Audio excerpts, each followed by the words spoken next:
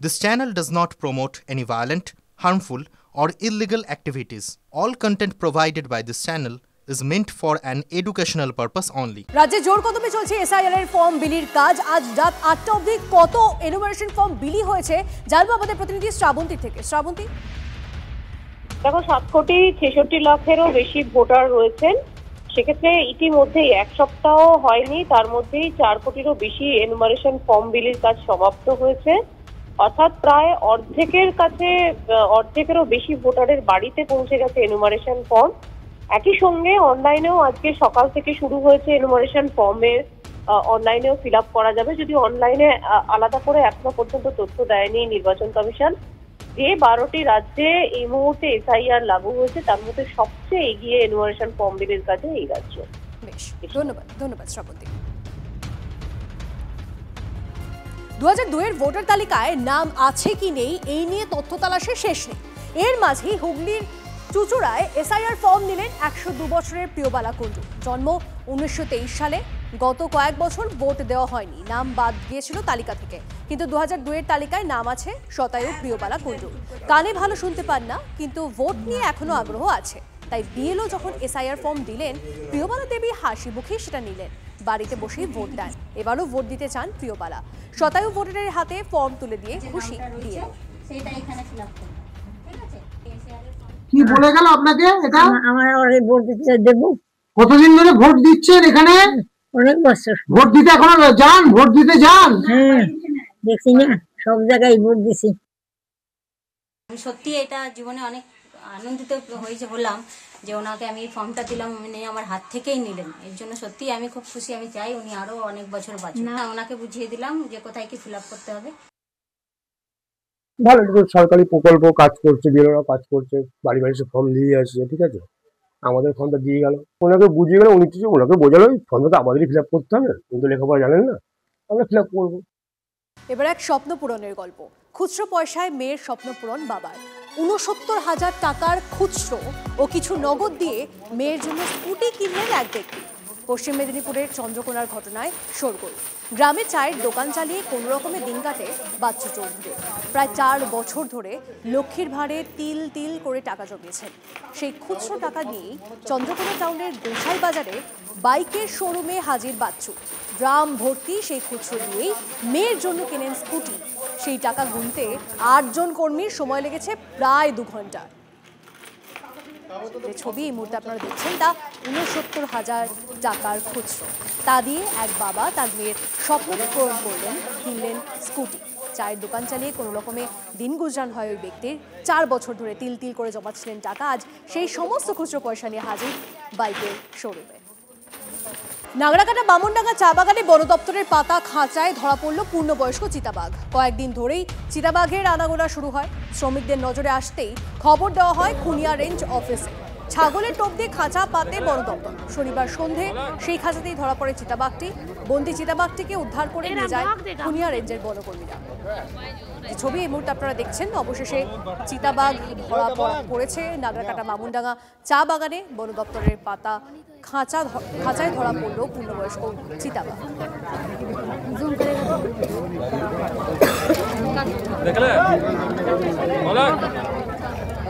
SIR এর কাজে অনিয়ম, অ্যাকশনে কমিশন। ৮ জন বিএলওকে শোকজ। নির্বাচন কমিশনের বাড়ি বাড়ি না গিয়ে স্কুল পার্টি অফিসে বসে ফর্ম বিলির অভিযোগ। আগেই ডেবরার এক বিএলওকে শোকজ কমিশনের। কোচবিহার, উত্তর ২৪ পরগনা, পশ্চিম মেদিনীপুর জেলার বিএলও আছেন এই শোকজের তালিকায়।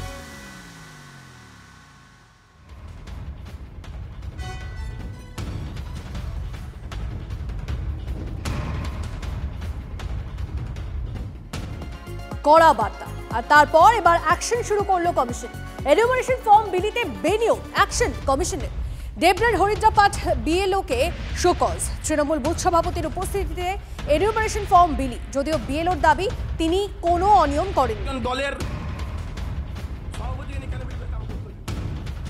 ইমিডিয়েটলি বিএলও যিনি আছেন ওখানকার তাকে শোকজ করা হচ্ছে, এবং যদি সন্তোষজনক উত্তর না পাওয়া যায় তাহলে একবার যেরকম রুলস আছে সেই অনুযায়ী আমরা অ্যাকশন নেব। এগুলোকে আমরা কোনোভাবেই বরদাস্ত করছি না।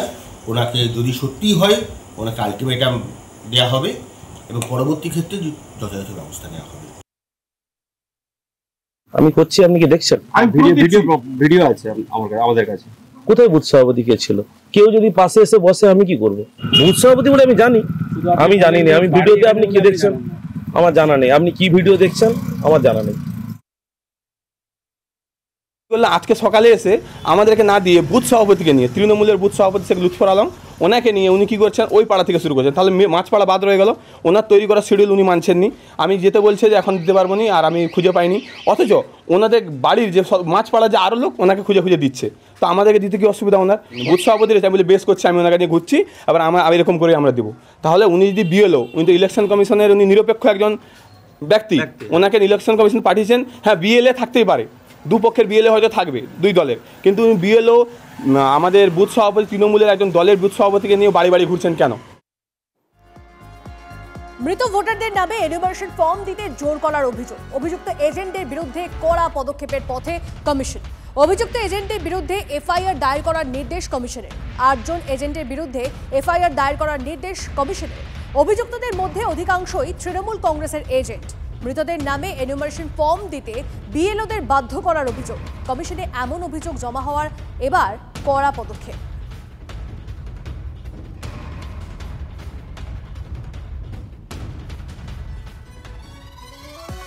এসআইআর আবহে ফের মৃত্যুর দাবি তৃণমূলের। পরিবারের উল্টো সুর শাসক দলের মুখে। আজ সকালে আরামবাগের মোহনপুরে অসুস্থ হয়ে বৃদ্ধের মৃত্যুর সঙ্গে এসআইআর এর কোনো সম্পর্ক নেই দাবি পরিবারের।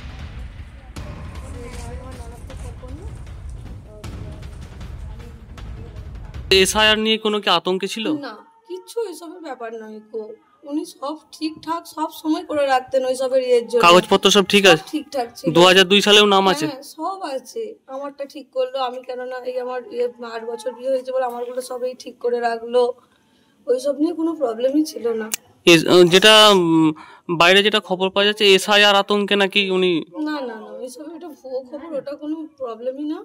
উনি সব ঠিকঠাক করেই রেখেছেন। কাগজপত্রগুলো একটু করে ফর্মগুলো আগে ফিল আপ করে রাখছেন, একটা জেরক্সের ওপর আগে করছিলেন, যাতে কোনো ভুলভাল মানে আসলটাই না হয়ে যায়, সেই জন্যই। এদিকে মৃতের পরিবারের উল্টো দাবি তৃণমূলের। এসআইআর আতঙ্কেই মৃত্যু হয়েছে, নিজেদের তত্ত্বে অনড় শাসক শিবির। এখানকার মানুষের যেটা যে আতঙ্ক, এসআইআর কিভাবে ফর্ম ফিল আপ করতে হবে নানা রকম এ নিয়ে, কালকে এখানে সব পাশাপাশি এরাও বলতে পারবে আর কি। আর আমার তো ছোট আমার বন্ধু, ওই যে কিভাবে ফর্ম ফিল আপ করতে হবে কালকে ওই ফর্ম নিয়ে যে এখানে যে ইয়ে আছেন আর কি আছে, সেও এসেছিল দোকানে। এবার 2 দিন ফর্ম পায়নি, সেটাও ঘোরাঘুরি করেছে। এবার আতঙ্ক একটা। মৃত্যু নিয়ে রাজনীতি করছে তৃণমূল, পাল্টা দাবি বিজেপির। যতদিন এসআইআর চলবে ততদিন পশ্চিমবঙ্গে যতজন মানুষ মারা যাবেন সব কটাকেই এরা এসআইআর আতঙ্কে মারা গেছেন বলে চালানোর চেষ্টা করবেন।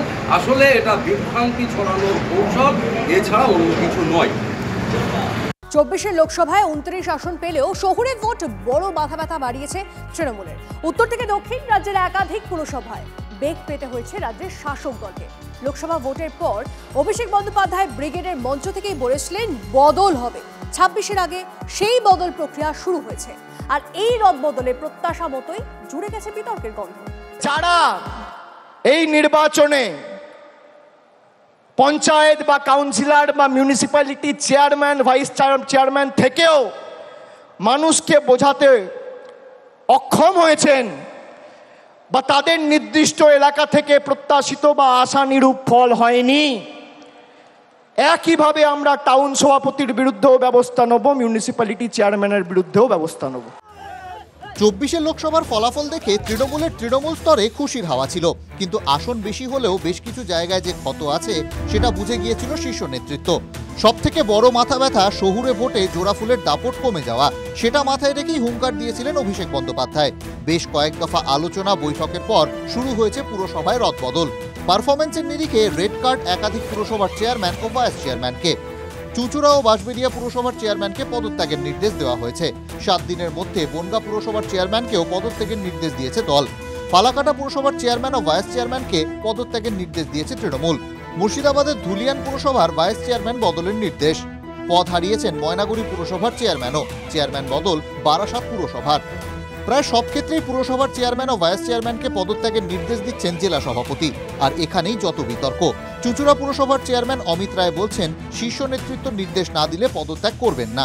তুলছেন বিধায়কের পারফরমেন্সের প্রশ্ন। দল যদি নির্দিষ্টভাবে, আমি যেটা বললাম লিখিতভাবে, সুব্রত বক্সি বা এরা যদি আমায় জানায়, নিশ্চয়ই আমি ছেড়ে দিয়ে চলে যাবো। আমার কিছু নিয়ে আসিনি, কিছু নিয়ে যাব না।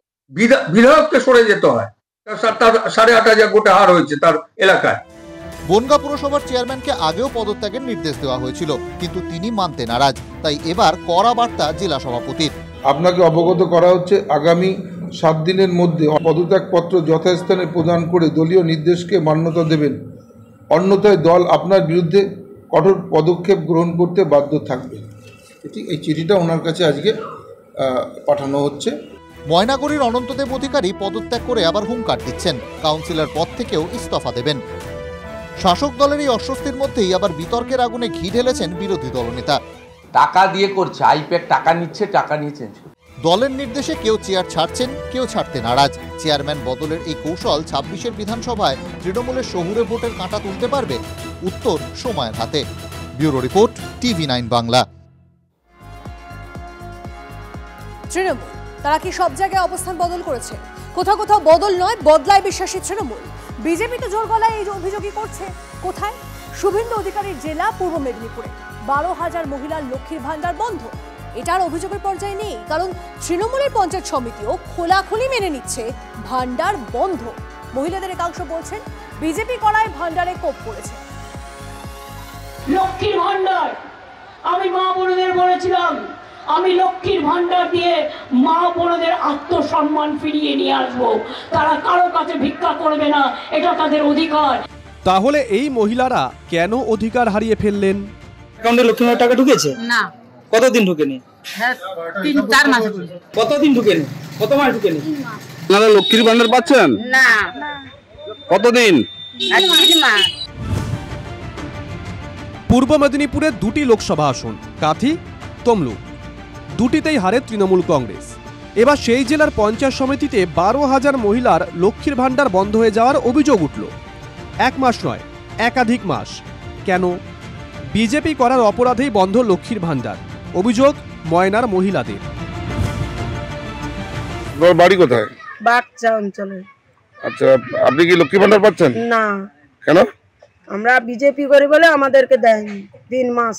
আমাদের বাগচা অঞ্চলে পাইনি, আর গজনা অঞ্চলেও পাইনি। তৃণমূলকে নিশানা বিজেপির। ময়না পঞ্চায়েত সমিতি যে কাজটা করেছে, যে ন্যাক্কারজনক কাজ করেছে, লক্ষ্মী ভান্ডার কোনো তৃণমূল কংগ্রেসের তার পার্টি ফান্ড থেকে টাকা নেই, এটা সরকারের টাকা, আমার আপনার সকলের জনগণের ট্যাক্সের টাকা। বিডিও সাহেব অলরেডি আমাদেরকে আশ্বস্ত করেছেন, নতুন এসেছেন উনি, ঠিক মতো বুঝে উঠতে পারেনি।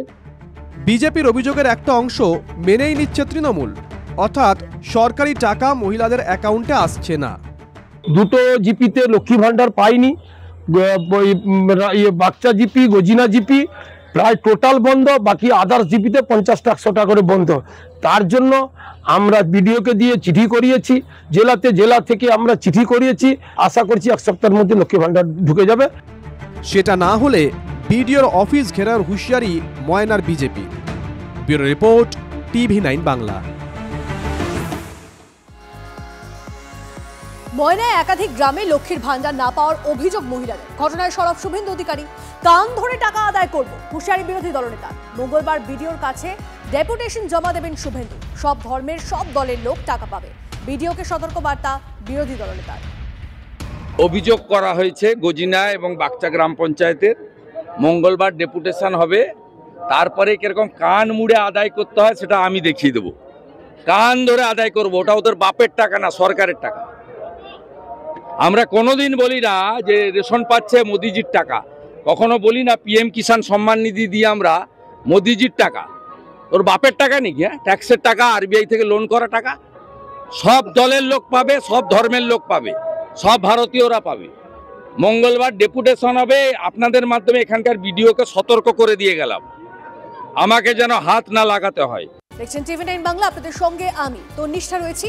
আর এই মুহূর্তে যে খবর, ফের শহরে টাকার পাহাড়। মানব পাচারের অভিযোগে তদন্তে নেমে উদ্ধার বিপুল টাকা।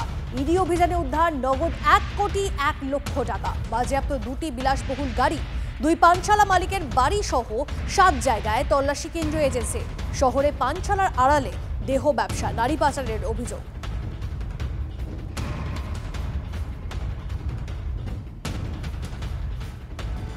গরুকে নিয়ে গরুর রচনা বলতে পারে, যার কুশীলব কিছু পাচারকারী।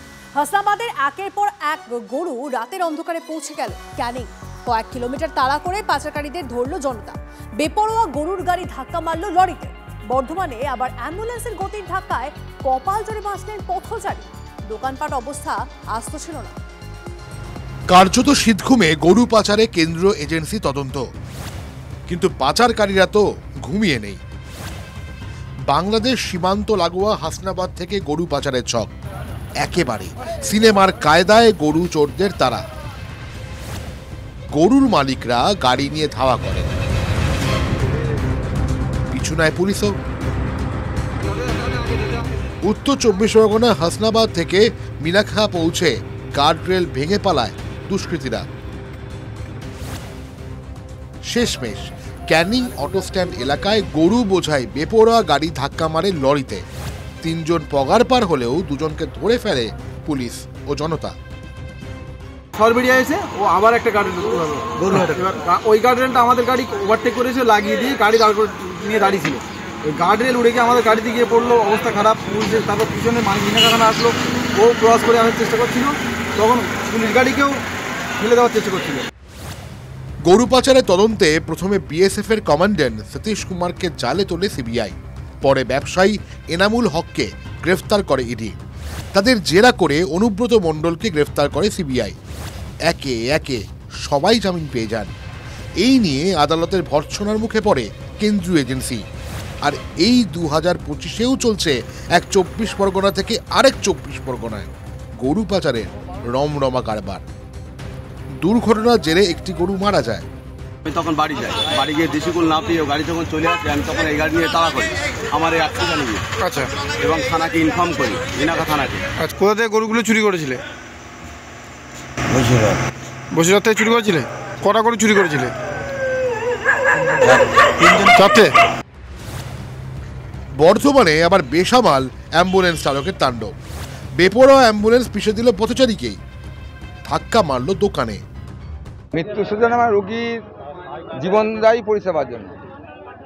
তো এই গাড়ির যে ড্রাইভার, তারা যে মদ্যপ অবস্থায় ছিল, তাতে করে জীবন দেওয়ার জায়গা জীবন কেড়ে নেবে মানুষের। কাদের হাতে পড়ছে অ্যাম্বুলেন্স? পাচারের গরুর ম্যাটাডোরের আড়ালে কারা? 2 জেলায় তোলপাড়। অভিজ্ঞান নস্কর ও মনোদোষ পোদ্দারের রিপোর্ট, টিভি 9 বাংলা। কলকাতা থেকে সড়ক পথে আরামবাগ হয়ে যেতে চান, কিংবা পূর্ব বর্ধমান থেকে পূর্ব মেদিনীপুর, তাহলে আপনাকে মাঝে 3 কিলোমিটার হাঁটতেই হবে। রাজারহাটের সেতু ভেঙে বাস খালে পড়ায় তড়িঘড়ি আরামবাগের রামকৃষ্ণ সেতু বন্ধ করে দেওয়া হয়েছে। এমনকি অ্যাম্বুলেন্সে ব্রিজে ওঠা বারণ। বাক্স প্যাটরা টানতে টানতে তাই তিতিবিরক্ত মানুষরা বলছেন, এর থেকে ব্রিজ না থাকলেই ভালো হতো। সেই দীর্ঘশ্বাস কি প্রশাসনের কানে পৌঁছচ্ছে? এর থেকে বাঁশের সাঁকো করে দিলে মানুষ আরো শান্তিতে এবং নিরাপদে পার হতে পারতো। বিরাট হ্যারাস বলতে গেলে, আগে থেকে জানলে আমরা আসতাম না। এত লাগেজ নিয়ে সেই তো খুব কষ্ট হচ্ছে। আমরা জানতাম না তো যে এরকম অবস্থা হবে। ব্রিজ না থেকে সাঁকো থাকলে যেন ভালো হতো, এতটা ঝঞ্ঝাট পোহাতে হতো না। ব্রিজ বন্ধ, তা বলে অ্যাম্বুলেন্সে উঠতে দেওয়া হবে না? দ্বারকেশ্বরের ওপরে রামকৃষ্ণ সেতুর ভয়ঙ্কর অবস্থা। আরামবাগের পথের আরাম অনেক আগেই কেড়েছে। সেই অগাস্ট থেকে ভাঙাচোরা অবস্থা 65 বছরের এই গুরুত্বপূর্ণ সেতুর। 2 মাস সেতুতে বন্ধ করা হয়েছিল বাস চলাচল। এরপরেই বাস ধর্মঘট এবং বাস মালিকদের চাপে ভাঙা সেতু খুলে দেওয়া হয়। আর এদিকে শুক্রবার রাজারহাটে রেলিং ভেঙে বাস খালে পড়ে যায়। তাই আর ঝুঁকি না নিয়ে রামকৃষ্ণ সেতু দিয়ে যান চলাচল বন্ধই করে দিল প্রশাসন। দক্ষিণবঙ্গের 5টি জেলার গাড়ি এইখানেই থামিয়ে দেয়া হচ্ছে। আর এখান থেকে মানুষজন, অফিস যাত্রী, নিত্যযাত্রীরা নেমে ঠিক এইভাবেই হাঁটা পথে যাতায়াত করছে। আরামবাগের এই সেতু ব্যবহার করে বাঁকুড়া, পশ্চিম মেদিনীপুর, পূর্ব মেদিনীপুর, ঝাড়গ্রাম, পুরুলিয়া, পূর্ব বর্ধমান, হাওড়া ও কলকাতায় যাতায়াত করা যায়। সেই ব্রিজে এখন নো এন্ট্রি। অগত্যা ভারী ভারী ব্যাগ নিয়ে প্রায় 3 কিলোমিটার হাঁটতে হচ্ছে যাত্রীদের। চরম ভোগান্তির জেরে তাঁরা আগলহীন। আসল কাজ তো কেউ করে না, শুধু রাজনীতি হয়। রাতারাতি ব্রিজ হচ্ছে আর এটা হচ্ছে না সামান্য একটা কাজ। টোটো সেটাও বন্ধ, বাইক সেটাও বন্ধ হয়ে যাবে। মানুষ এভাবে হেঁটে চলে কি মানুষের তার স্বাভাবিক জীবনযাত্রায় ফিরতে পারবে? ব্রিজটাকে পাশ দিয়ে নতুন করে না তৈরি করলে ব্রিজের এরকম কন্ডিশন 12 মাস থেকেই যাবে। এটা যে কোনো মুহূর্তে ভেঙে পড়বে। এখন যা কন্ডিশন হয়ে গেছে, বহু মানুষ মারা যাবে। যে কোনো মুহূর্তে ব্রিজ ভেঙে পড়তে পারে। বিরোধীদের অভিযোগ, সেতু বন্ধ করে আসল সমস্যাটা জিইয়ে রাখা হয়েছে। 3 দিনের নাম করে 3 মাস হয়ে গেল। গয়াঙ্গচ্ছ ভাব, কোনো হেলদোল নাই। দায়ী মুখ্যমন্ত্রী নিজে, পূর্তমন্ত্রী নিজে, পৌরসভা। ব্রিজের ব্যাপারটা তো খুব তাড়াতাড়ি শেষ, কাজ চলছে, হয়ে যাবে। যত তাড়াতাড়ি হয় প্রশাসন তার জন্য সচেষ্ট আছে। এলাকাবাসীরা বলছেন, দ্রুত নতুন ব্রিজ না হলে এই সমস্যা মিটবে না। কিন্তু টাকা আসবে কোথা থেকে, তারও সংস্থান দিয়েছেন এক যাত্রী। পার্থ চট্টোপাধ্যায়ের কাছে যে টাকাগুলো গেছে, সেই টাকাগুলো সোনা দিয়ে ব্রিজ হয়ে যেত। আর দরকার নেই কিছু। সহ্যেরও একটা সীমা থাকে। আরামবাগের মানুষ আর পারছেন না। আর সেতু যদি বলতে পারতো তার নিচ থেকে কিভাবে দেদার বালি চুরি ডাম্পিং গ্রাউন্ড বানিয়ে তাকে খরচের খাতায় ফেলে দেওয়া হলো, সে কথা কি আর সামনে আসবে? আরামবাগ থেকে তন্ময় বৈরাগীর রিপোর্ট, TV9 বাংলা।